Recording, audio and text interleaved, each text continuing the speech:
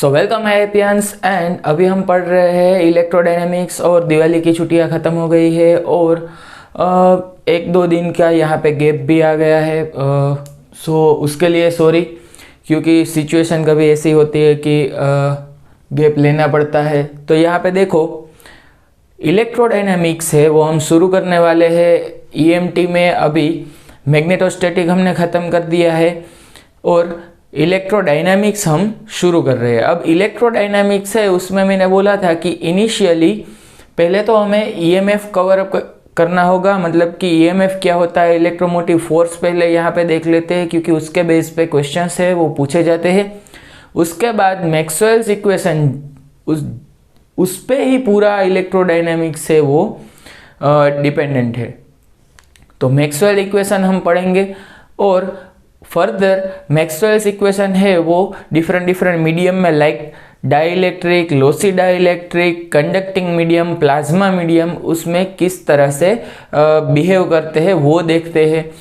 तो वो पोर्शन है उसमें इक्वेशन है, वो इक्वेशन आपको इजीली मैं याद रखवा दूंगा, लेकिन आपको क्या करना है कि जो यहाँ पे मैं फिजिकल सिग्निफिकेंस बता रहा हूँ उसके अलावा आपको वो इक्वेशन है वो याद भी रखने हैं और उसका थोड़ा बहुत ट्विस्ट करके जो क्वेश्चंस है एग्जामिनेशन में पूछे जाते हैं वो भी आपको याद रखने हैं, जैसे कि लॉरेंट्ज गेज, कूलम गेज, इस टाइप के क्वेश्चंस होंगे। तो अभी हम शुरू करते हैं हमारा ईएमएफ। देखो electromotive force, okay, electromotive force है वो बेसिकली आपने 11th-12th में पढ़ा होगा। आई इंड्यूस उसमें आता है, मतलब कि इंड्यूस्ड करंट की बात करते हैं और उसके बेस पे ही आपको जो इंडक्टिव इफेक्ट है वो समझाते हैं, म्यूचुअल इंडक्टेंस समझाते हैं। अब उसमें दो टाइप्स होते हैं, motional EMF and EMF induced by changing magnetic field. मतलब कि जो वोल्टेज डिफरेंस होता है वो ईएमएफ उसको बोलते हैं। अब मोशनल ईएमएफ है वो क्या है कि कोई जियोमेट्री है उसकी मोशन है उससे जनरेट होता है। जैसे कि यहाँ पे मैंने एक फिगर ड्रॉ की है कि ये एक लूप है और यहाँ पे इसका रेजिस्टेंस RL है, तो यहाँ पे रेजिस्टेंस शो किया है, अदरवाइज ये लूप है उसका खुद का रेजिस्टेंस RL है। अब उसकी ये साइड है वो है A लेंथ की और ये जो साइड है वो अभी B लेंथ की है, टोटल है B। अब ये हम क्या कर रहे हैं कि इसको इस डायरेक्शन में बाहर खींच रहे हैं। अब इसको इस डायरेक्शन में बाहर खींच रहे हैं, इसका मतलब क्या है, देखो इसको v वेलोसिटी से v है वो वेलोसिटी है, v वेलोसिटी से हम x डायरेक्शन में उसको बाहर खींच रहे हैं। अब इसको बाहर खींच रहे हैं अभी, तो क्या होगा कि जो ये फील्ड लाइन से इसमें से पास हो रही थी वो कम होती चली जाएंगी। तो अगर फील्ड लाइन से वो कम हो रही है, मतलब फील्ड लाइन से वो कट हो रही है, तो इसका मतलब है कि यहाँ पे मैग्नेटिक फील्ड है, उसकी वजह से करंट है वो जनरेट होगा, करंट प्रोड्यूस होगा, आई इंड्यूस। तो जो करंट है वो प्रोड्यूस होगा उसको हम बोलेंगे आई इंड्यूस, और आई इंड्यूस इक्वल टू क्या होगा, V/R। तो V है वो क्या होगा, बेसिकली हमारा EMF E, तो E/RL। क्लियर। अब देखो यहाँ पे मैग्नेटिक फील्ड है वो इनटू द बोर्ड है क्योंकि ये एरोटेल है, सो B0 है वो कांस्टेंट हमने सोच लिया अभी। तो यहाँ पे ये एक 1/1 में पैरामीटर इसलिए बता रहा हूँ कि आपको पता चले कि सभी चीज़ें किस तरह से देखनी है। तो पहले मैग्नेटिक फील्ड देखा, वेलोसिटी देखी, इसका रेजिस्टेंस देखा। अब आते हैं हमारे मोशनल ईएमएफ के फॉर्मूला पे कि मोशनल ईएमएफ किस तरह से फाइंड करना है। तो देखो पहले तो मोशनल ईएमएफ के लिए पहले चाहिए flux. So flux, magnetic flux है वो φm equal to integration, surface integration B.ds। यहाँ पे डॉट प्रोडक्ट है वो याद रखना है आपको, B.ds। इसका मतलब है कि कोई एक एरिया है उसमें से कितनी फील्ड लाइंस पास हो रही है उसी को ही हम फ्लक्स बोलेंगे। तो अगर एरिया है वो छोटा है तो उसमें से फील्ड लाइन से वो कम पास हो रही होगी, या तो एरिया है वो बहुत ज़्यादा बड़ा है। देखो यहाँ पे ये जो खाली एरिया है उसमें से कोई भी फील्ड लाइंस पास नहीं हो रही है, मतलब कि अगर आप सिर्फ यहाँ पे अगर मैं कोई एक स्क्वायर ड्रॉ कर रहा हूँ तो इसमें से पास होता हुआ फ्लक्स है वो 0 होगा। क्लियर। अब change in flux depends on, देखो पहले तो क्या होगा कि फ्लक्स का जो चेंज होगा ना वही आपको क्या देगा, ईएमएफ देगा। तो ईएमएफ है वो बेसिकली चेंज इन फ्लक्स पे डिपेंडेंट है। अब चेंज इन फ्लक्स किस पे डिपेंडेंट है कि change in flux depends on change in magnetic field, क्योंकि ये मैग्नेटिक फील्ड पे डिपेंडेंसी है यहाँ पे बी, और एरिया पे भी डिपेंडेंसी है। देखो एरिया पे भी डिपेंडेंसी है, और यहाँ पे इसको इस तरह से लिखा जाएगा B D S cos theta, क्योंकि B dot D S dot product यहाँ पे आ गया, मतलब कि कोस थीटा इंक्लूड हो जाएगा। तो यहाँ पे angle between magnetic field and area उस पे भी डिपेंडेंसी है। तो फ्लक्स है वो किस चेंज इन फ्लक्स है वो किस पे डिपेंड करता है। देखो फ्लक्स की डिपेंडेंसी नहीं बता रहा हूँ, चेंज इन फ्लक्स है वो किस पे डिपेंड करता है वो बता रहा हूँ। अब ईएमएफ है वो ये फर्स्ट मेथड और ये है सेकंड मेथड ईएमएफ फाइंड करने के लिए एग्जामिनेशन अप्रोच की यहाँ पे अभी बात हो रही है। तो एग्जामिनेशन अप्रोच की अगर हम बात कर रहे हैं तो फर्स्ट मेथड और सेकंड मेथड दोनों से ही फाइंड कर सकते हैं। अब देखो फर्स्ट मेथड में क्या किया है कि change in flux with respect to time, और यहाँ पे माइनस साइन है, ये माइनस साइन का भी मैं सिग्निफिकेंस बता दूंगा। अब EMF equal to integration V cross B dot d l. Okay, तो ये भी यहाँ पे फाइंड कर सकते हैं। ईएमएफ वी है, यहाँ पे वेलोसिटी है, बी है वो मैग्नेटिक फील्ड है, और डीएल है वो एरिया है। अब डॉट प्रोडक्ट है यहाँ पे, ये भी याद रखना है आप लोगों को। तो देखो यहाँ पे कि फ्लक्स है उसके चेंज है उससे भी हम ईएमएफ फाइंड करेंगे, और ये V cross B dot d l वाले फॉर्मूला से भी हम मैग्नेटिक फील्ड ईएमएफ फाइंड करेंगे। तो देखो पहले तो हम यहाँ से ही शुरू करते हैं। यहाँ पे एग्जाम्पल लिखा ही है मैंने।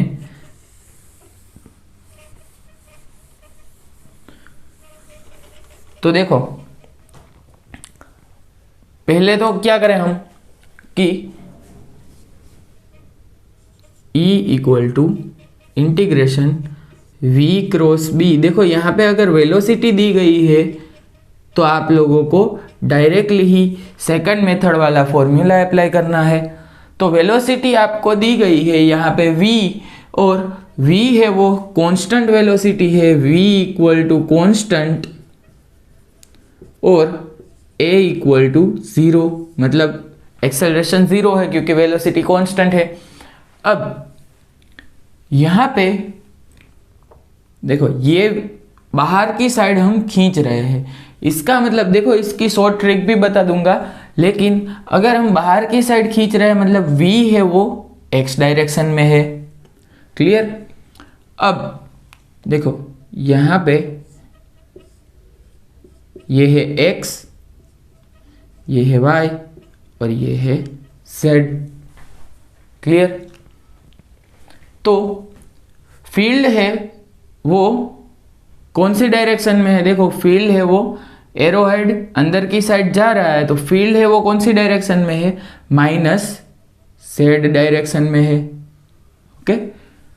अब V क्रॉस B आप करो तो V x में है, फील्ड है वो माइनस जेड में है। तो जैसे ही आप x देखो x क्रॉस जेड करेंगे ना तो माइनस वाई आएगा, लेकिन x क्रॉस माइनस जेड करेंगे तो y हमको मिल जाएगा। क्लियर। अब यहाँ पे फील्ड हमें मिल गया V क्रॉस B। अब डॉट dl, तो डॉट है उसका मतलब क्या है कि देखो जो y एलिमेंट है वही यहाँ पे आपको लिखना है, मतलब कि आपका डायरेक्टली आंसर आ जाएगा V, और सपोज B0 है वो फील्ड है, और dl की जगह पे आपको a लिखना होगा, क्योंकि जो अगर यहाँ पे आप देखो b के साथ ये b है उसके साथ आप डॉट प्रोडक्ट करेंगे तो वो 0 आ जाएगा, क्योंकि उसके बीच का एंगल है वो 90 डिग्री हो जाएगा। सो V B0 A आपका EMF मिल जाएगा। क्लियर?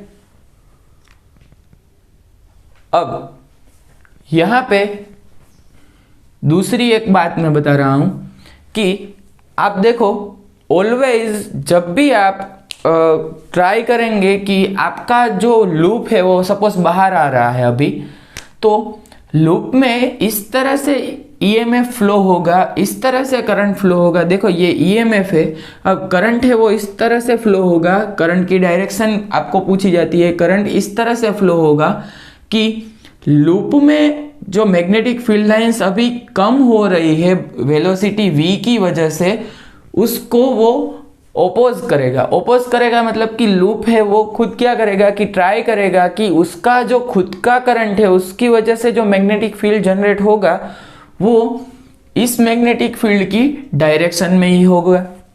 तो यहां पे देखो if time increases and flux 5 decreases, okay, time increase हो रहा है। देखो हमारा अभी का ये जो केस है लाइव केस, ओके, यही बात कर रहे हैं अभी हम। टाइम इंक्रीज हो रहा है तो वेलोसिटी इस साइड है, तो टाइम के साथ लूप बाहर आ रहा है, तो फील्ड लाइन से वो कम हो रही है, तो field lines passing through area अगर कम हो रही है तो इसका मतलब फ्लक्स है वो डिक्रीज हो रहा है। तो अगर if time increases and flux decreases then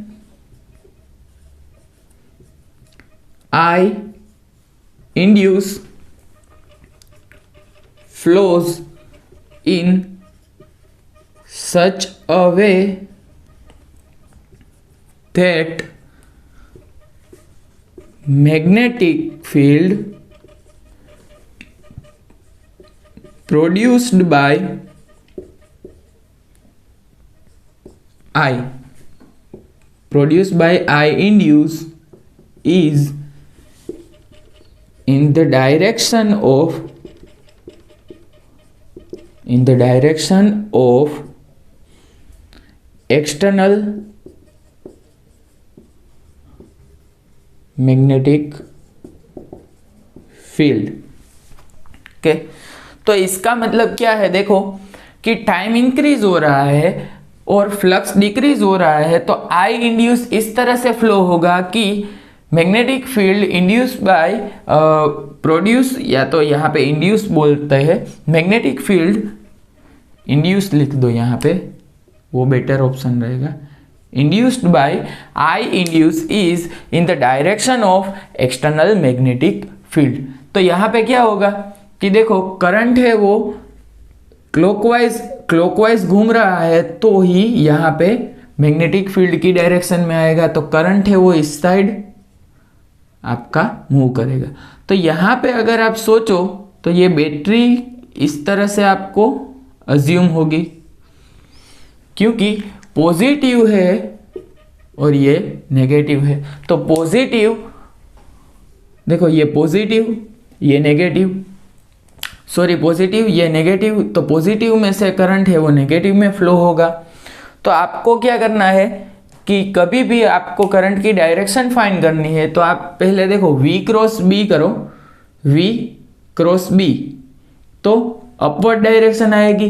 तो आपका जो थंब है उसका हेड होगा, थंब का हेड होगा वो पॉजिटिव, वहाँ पे पॉजिटिव शो कर दो और यहाँ पे नेगेटिव शो कर दो, और उसके बाद पॉजिटिव में से नेगेटिव तक करंट का फ्लो आप करवा दो, तो आपका इजीली करंट की डायरेक्शन आ जाएगी और आंसर भी आ जाएगा।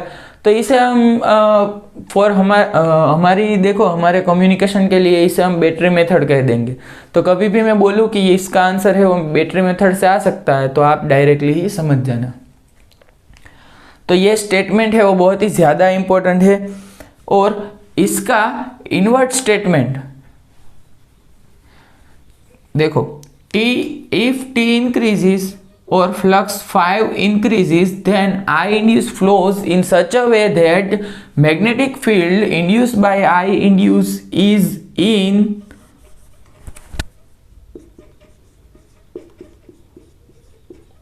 opposite direction of external magnetic field। मतलब कि अब यहाँ पे v वेलोसिटी से हम इस साइड आ रहे हैं, मतलब कि ये जो लूप है उसको हम मैग्नेटिक फील्ड में अंदर की साइड v वेलोसिटी से कॉन्स्टेंटली मूव कर रहे हैं।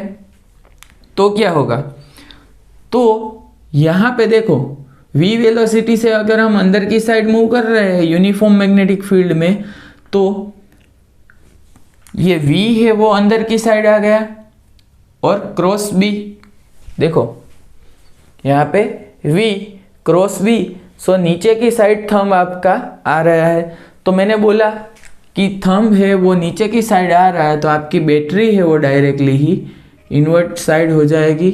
यहाँ पे नेगेटिव और ये है पॉजिटिव, आपका करंट है वो इस साइड आ जाएगा। क्लियर। तो अब देखो करंट है वो इस तरह से फ्लो होगा कि जो मैग्नेटिक फील्ड है उसकी डायरेक्शन और एक्सटर्नल मैग्नेटिक फील्ड की डायरेक्शन है वो ऑपोजिट आएगी। तो देखो यहाँ से आप कॉल करेंगे करंट में तो मैग्नेटिक फील्ड बाहर की साइड आएगा और एक्सटर्नल फील्ड है वो अंदर की साइड है। तो ये दोनों स्टेटमेंट आपको अपनी बुक में लिखने हैं, पूरे के पूरे लिखने हैं। आपको कोई भी शॉर्टकट अभी यहाँ पे लिखने में नहीं अप्लाई करना है। क्लियर। तो ये स्टेटमेंट हमने लिख दिया। तो ये स्टेटमेंट बहुत ही ज़्यादा इम्पोर्टेंट है और ईएमएफ इस तरह से फाइंड कर सकते हैं। अब मैं आपको एक कंडीशन बोल रहा हूँ कि सपोज आपका जो लूप है वो ये लूप यहाँ पे है पूरा का पूरा,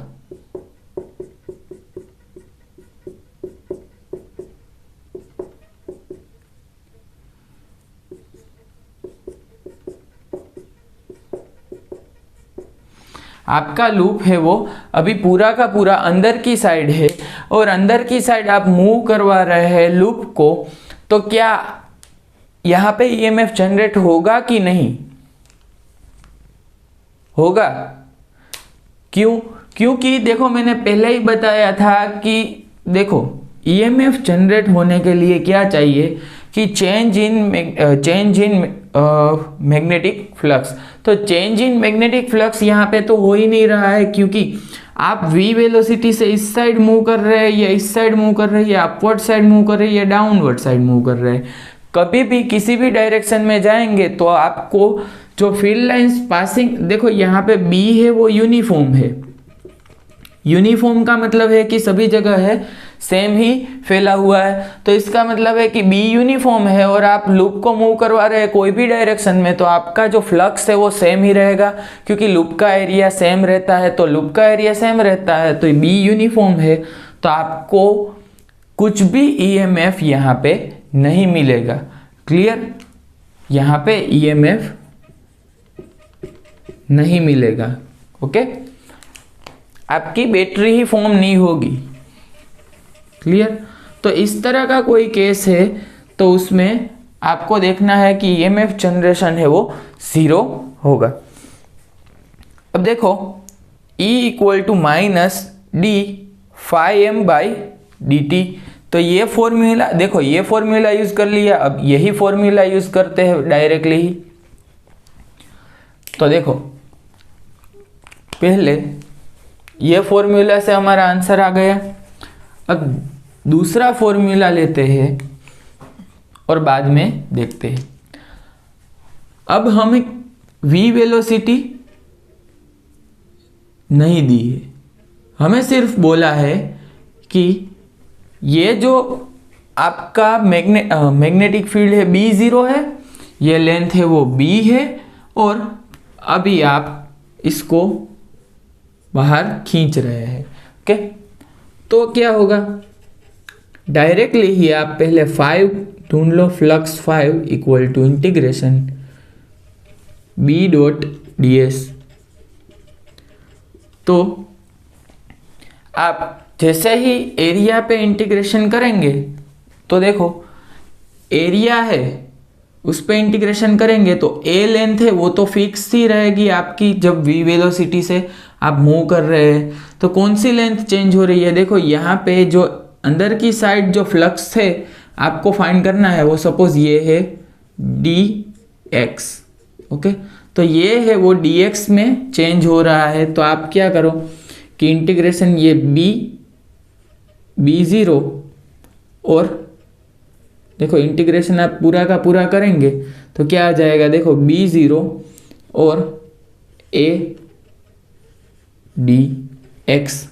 ओके, और इंटीग्रेशन इस पे कर दो तो आपको b0 a x मिल जाएगा। तो अब यहाँ से ये फॉर्मूला अप्लाई कर देते हैं, EMF E equal to minus of, देखो D phi M by D T. तो D phi M by D T आप करेंगे तो देखो ये दोनों कांस्टेंट है, एक्स ही वेरिएबल है, तो डायरेक्टली ही आपको minus of B zero A D X by D T equal to B zero A, और यहाँ पे v मिल जाएगा। अब यहाँ पे देखो ये माइनस साइन क्यों दी गई है, ये जो माइनस साइन है वो इसलिए दी गई है कि फ्लक्स है वो टाइम के साथ अगर रिड्यूस हो रहा है, फ्लक्स है वो टाइम के साथ रिड्यूस हो रहा है, तो इसका मतलब टाइम के साथ रिड्यूस हो रहा है, तो यहाँ पे माइनस साइन आपको दी गई है कि फ्लक्स टाइम के साथ अगर रिड्यूस हो रहा है। देखो इनिशियल आपको फ्लक्स है इसको आप डायरेक्टली ही सिंपली समझा रहा हूँ कि अगर फ्लक्स है वो 4 माइनस 2, इसका मतलब है कि इनिशियल फ्लक्स है वो 4 है, फाइनल फ्लक्स है वो 2 है, तो आपका आंसर क्या आ जाएगा, सॉरी चेंज इन फ्लक्स है वो, देखो चेंज इन फ्लक्स पहले अभी के लिए सपोज उसको एजम्पशन करते हैं कि 4, अब फ्लक्स है वो कम हो गया, मतलब कि फाइनल जो है वो 2 हो गया, तो initial 4 and final 2, so 2 minus 4 equal to -2 यहाँ पे आ गया। तो ये माइनस है उसको कैंसल करने के लिए ये माइनस आपको इंट्रोड्यूस किया गया है, और ये हमने क्या सीखा, वन टाइप ऑफ देसी लैंग्वेज में सीख लिया। अदरवाइज ये माइनस साइन क्या शो कर रहा है कि if flux is decreasing with the time then this minus है वो क्या कर रहा है कि EMF है वो आपको मोड फॉर्म में दे रहा है। क्लियर? तो ये देखो B0 A और dx बाई dt, तो यहाँ पे dx बाई dt है वो देखो चेंज पहले x है वो इतना था, अब नेक्स्ट जो फाइनल है वो क्या आ गया, देखो चेंज इन, ये आप कैलकुलेट करेंगे ना वो ही नेगेटिव आपको मिल जाएगा। क्लियर? तो ये डायरेक्टली ही आपको B0AV देगा, तो B0AV आपको मिल गया, जो कि हमारा आंसर था इस फॉर्मूला से और इस फॉर्मूला से सेम आ रहा है। तो ये दोनों फॉर्मूला आपका सही है। कब कौन सा फॉर्मूला यूज करना है ये आपको पता होना चाहिए। फ्लक्स 5 है वो मैंने बता दिया कि फ्लक्स है, देखो फ्लक्स को आपको अलग से पढ़ने की रिक्वायरमेंट भी नहीं है।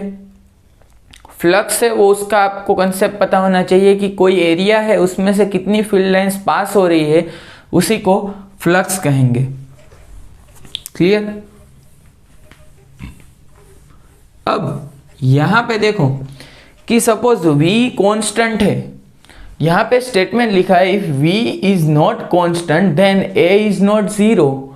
तो इसका मतलब क्या है, v कांस्टेंट नहीं दिया गया है तो एक्सेलरेशन है वो जीरो नहीं होगा। एक्सेलरेशन जीरो नहीं होगा तो हमें पता है कि EMF E है, उसमें कुछ टाइम डिपेंडेंसी प्रेजेंट होगी, सपोज B0 A V और T।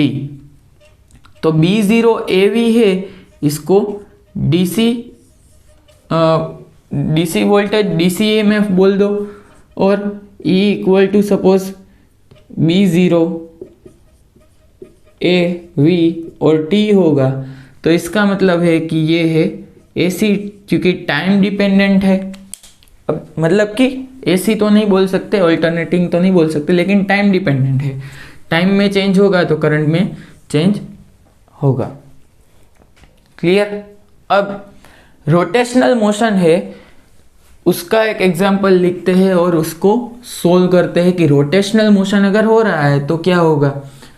देखो, रोटेशनल मोशन हो रहा है तो इसका मतलब है कि ये मैग्नेटिक फील्ड है पूरा का पूरा, उसमें हम एक लूप को डाल के घुमा रहे हैं। तो जैसे ही आप लूप को घुमाएंगे तो क्या होगा, देखो सपोज ये आपका लूप है और अभी ये स्क्वायर लूप है, उसको होलो स्क्वायर इस तरह से सोचते हैं आप। तो आप इमेजिन करो कि इसमें से फ्लक्स मतलब फील्ड लाइंस बाहर आ रही है। अब इसको मैं घुमा रहा हूं तो क्या होगा, देखो फील्ड लाइन से वो जीरो हो जाएगी, क्योंकि इसमें से अभी फील्ड लाइंस कुछ भी बाहर नहीं आ सकेंगी, क्योंकि ये एग्जैक्टली पैरेलल हो गया। फिर से फील्ड लाइंस बढ़ेगी, फिर से जीरो होगी, फिर से फील्ड लाइंस बढ़ेगी। तो ये जीरो से इंक्रीज होगा, फिर से डिक्रीज होगा, फिर से इंक्रीज होगा, ये चलता रहेगा। तो रोटेशनल मोशन हो रहा है और इसकी एंगुलर स्पीड ओमेगा है। अब एंगुलर स्पीड ओमेगा है तो हमें क्या करना है, देखो फ्लक्स, देखो ये डायरेक्टली ही हम क्या करेंगे कि फॉर्मूला अप्लाई कर देंगे। देखो EMF E equal to minus of d phi M by D T. तो पहले 5 क्या है वो देखते हैं कि देखो फ्लक्स से वो क्या होगा कि B डॉट डी एस। तो B डॉट डी एस आप जब करेंगे तो यहाँ पे B0, अब इस लेंथ को हम लिख देते हैं A और इसको लिख देते हैं B। ओके, अब ये जो एंगल बिटवीन एरिया होगा ये भी आपको कंसिडरेशन में लिखना होगा। सो B0 और AB यहाँ पे कोस थीटा मतलब कि cos omega t. Clear. Angular speed theta लिखते हैं और theta equal to omega t लिख दो। तो कोस ओमेगा टी है वो ये शो कर रहा है। तो देखो अब क्या होगा कि आप जैसे ही EMF कैलकुलेट करेंगे तो यहाँ पे क्या आ जाएगा, देखो minus of d phi M by D T. तो यहाँ पे B0 AB और cos ओमेगा टी इसकी डिपेंडेंसी है, यहाँ पे ओमेगा आ जाएगा।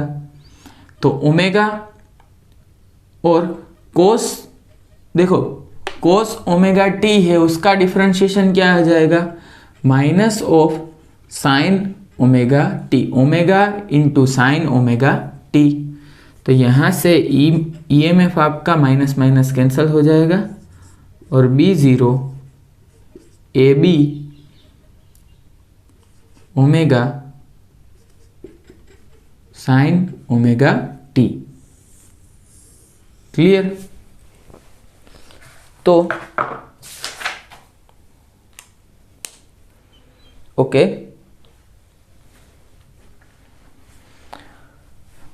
तो यहाँ पे देखो कि सॉरी, यहाँ पे हमने बी लिख दिया है, लेकिन यहाँ पे जो आप जब एग्जामिनेशन में परफॉर्म करेंगे तो यहाँ पे एक्स लिखना है, क्योंकि देखो यहाँ पे बी है वो एक कांस्टेंट, ये बी है वो एक कांस्टेंट है, लेकिन अगर यहाँ पे आपको सिर्फ विड्थ ही दी है और ये है वो एक्स डायरेक्शन दी गई है, तो आपको क्या होगा कि एक्स डायरेक्शन के साथ जो एंगल है वो ऑलवेज चेंज हो रहा है।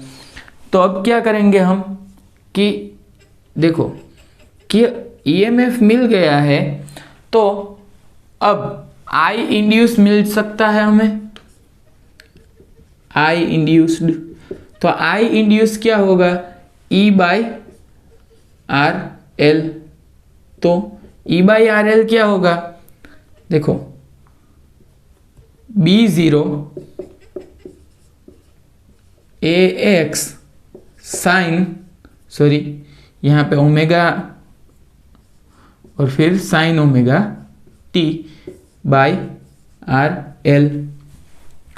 तो हमें यहाँ से पावर मिल सकता है, power dissipated in the loop. So average power की जब हम बात करेंगे तो देखो एवरेज पावर की बात करेंगे हम, तो यहाँ पे P एवरेज इस तरह से लिखा जाएगा। तो आपको क्या लिखना होगा, देखो आई स्क्वायर मतलब B zero square A square X square omega square और sine square omega T divided by R L का स्क्वायर, और यहाँ पे आर है वो ही आर एल होगा। तो यहाँ से एक आर एल और ये आर एल कैंसल हो जाएगा। अब इसकी जब एवरेज आप लिखेंगे तो साइन स्क्वायर ओमेगा टी की एवरेज देखो यहाँ पे लिखो sine square omega t equal to 1/2, और यहाँ पे अगर कोस स्क्वायर ओमेगा टी है उसकी एवरेज लिखेंगे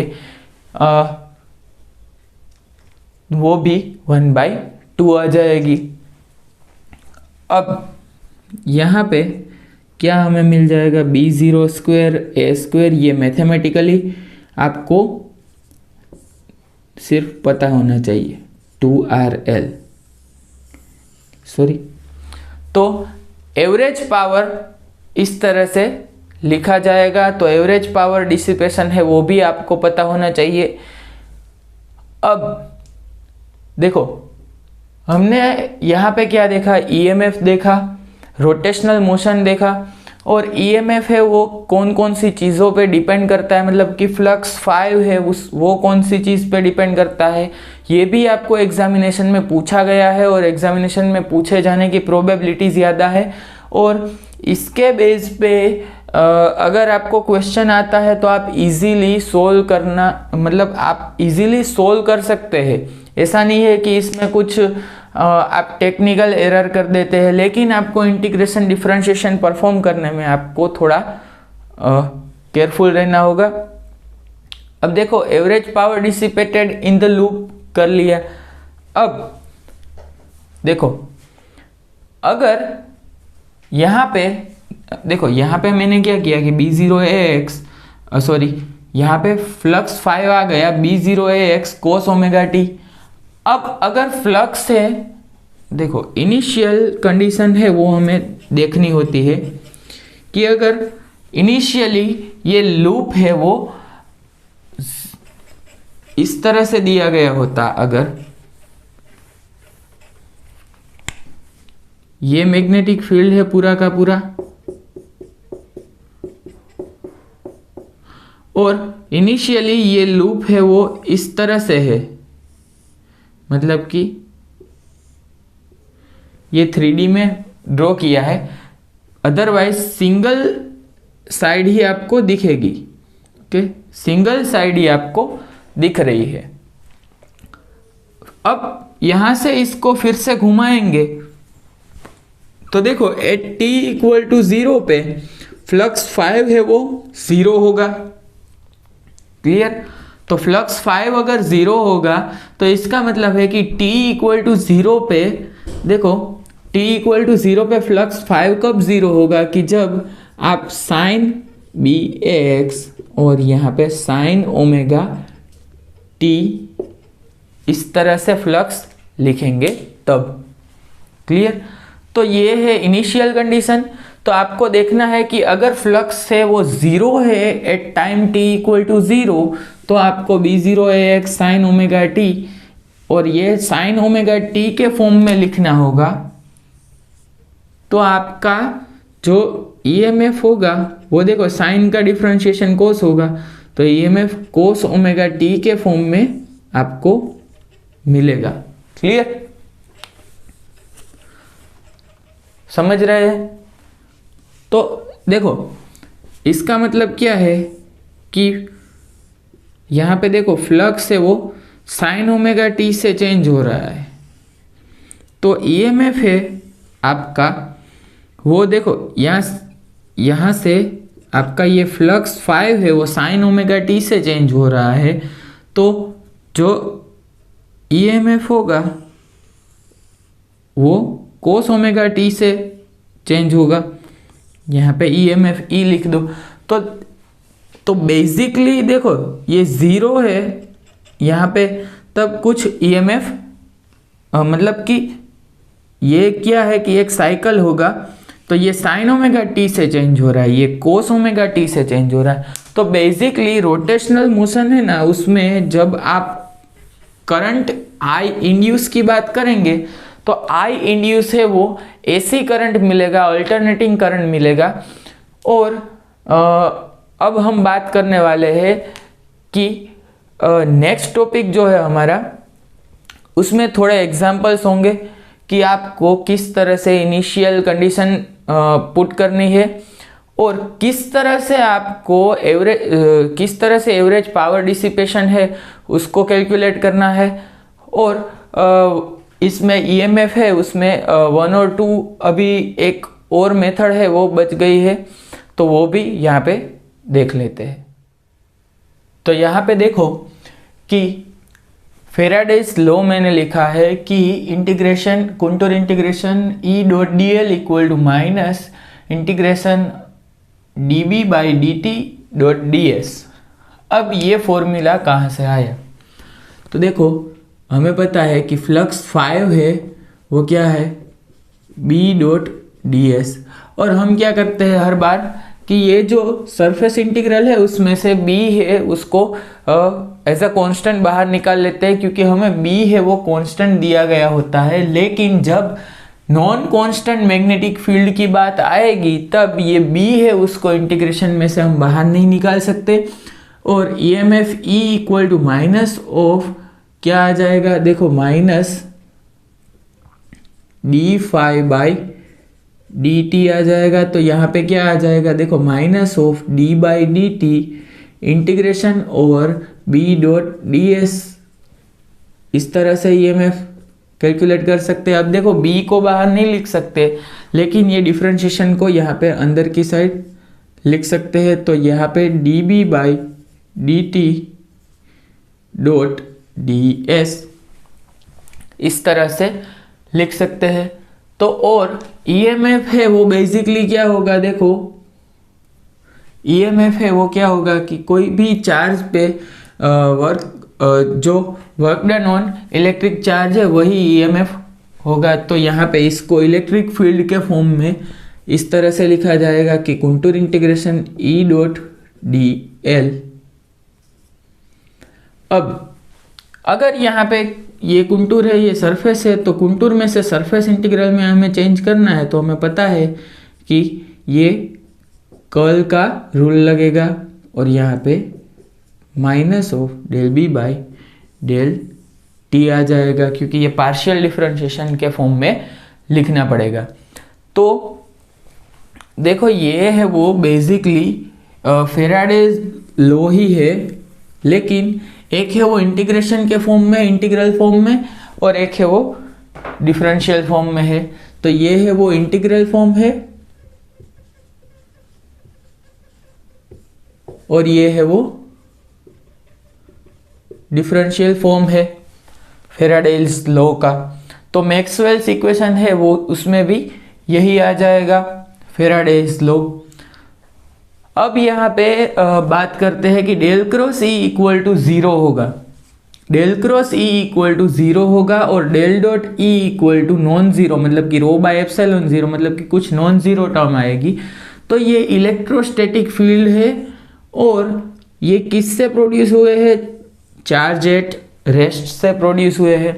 अब ये एग्जाम के अप्रोच से मैंने यहाँ पे लिखा है, तो del cross E equal is not equal to zero होगा और del dot E equal to zero होगा। तो ये प्रोड्यूस किससे हुए हैं, टाइम वेराइंग मैग्नेटिक फील्ड से प्रोड्यूस हुए हैं एंड नॉन इलेक्ट्रोस्टैटिक फील्ड है, नॉन इलेक्ट्रोस्टैटिक, ये है वो इलेक्ट्रोस्टैटिक फील्ड नहीं है, produced by time varying magnetic field. And यहाँ पे जो फील्ड लाइन से कर्व्ड होगी, कर्व्ड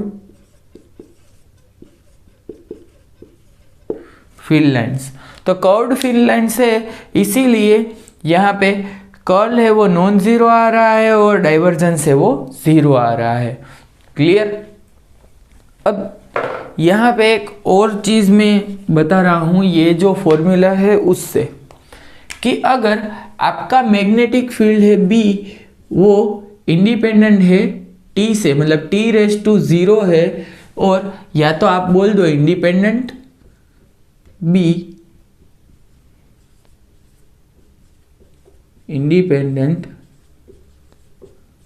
ऑफ टी, तो टी से इंडिपेंडेंट है, मतलब कि B proportional to t raise to zero है। तो इसका मतलब क्या होगा कि डेल क्रॉस ई जब भी आप करेंगे ना तो ये ज़ीरो आ जाएगा।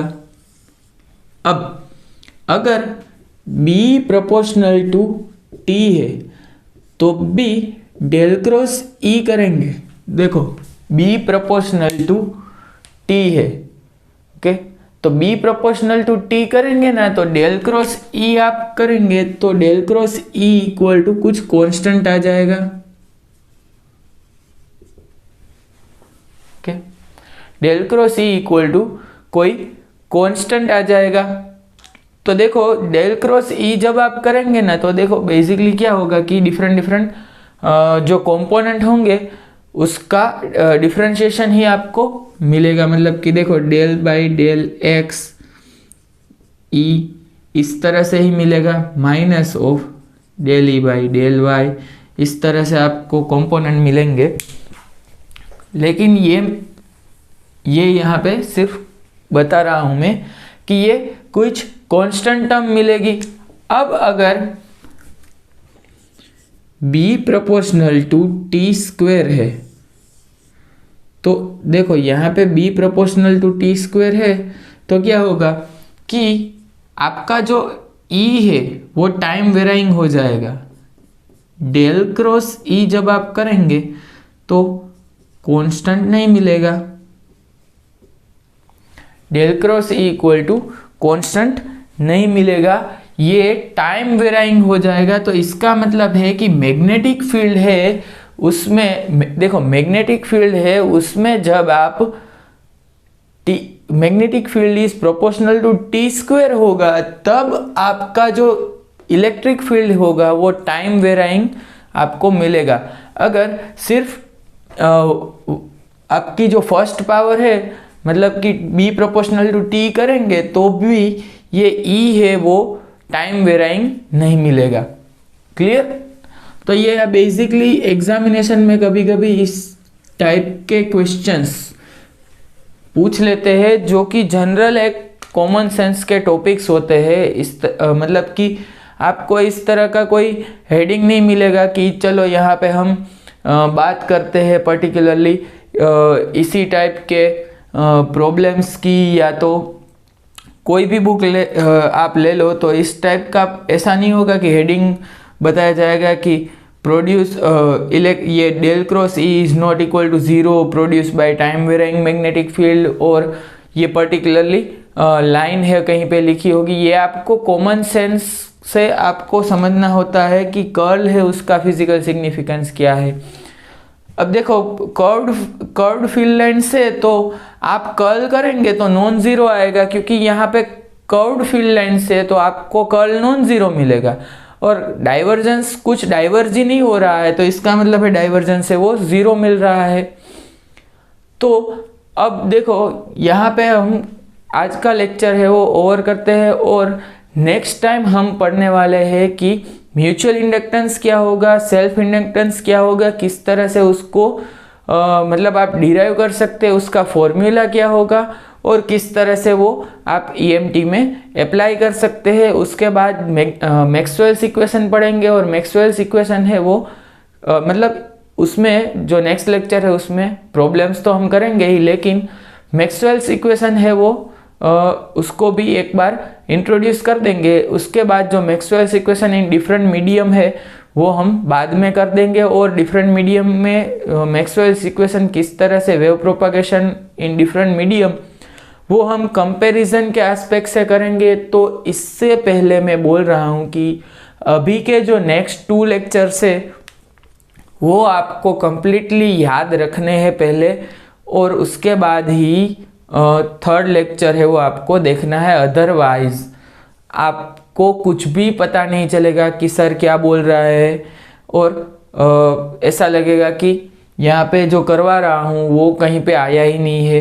तो आपको सभी चीज़ें याद रखनी है, और मैं ट्राई करूँगा कि जो सिंपलेस्ट फॉर्म में आपको मैक्सवेल्स इक्वेशन और ईएमटी के जो फर्दर टॉपिक्स है वो आपको सिंपलेस्ट फॉर्म में आपको डाइजेस्ट हो जाए। क्लियर? सो मिलते हैं हमारे नेक्स्ट वीडियो में, तब तक के लिए गुड बाय, थैंक यू।